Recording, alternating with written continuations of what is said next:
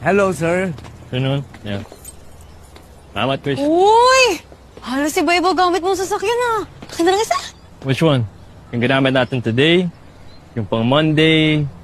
Parang mas okay sa'yo yung pang Tuesday. Tuesday?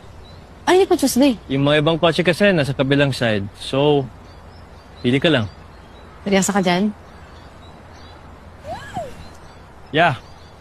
I'm actually even willing to give you my entire house.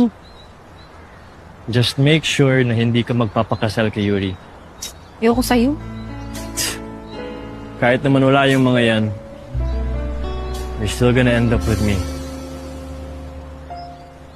Just remember, you're mine.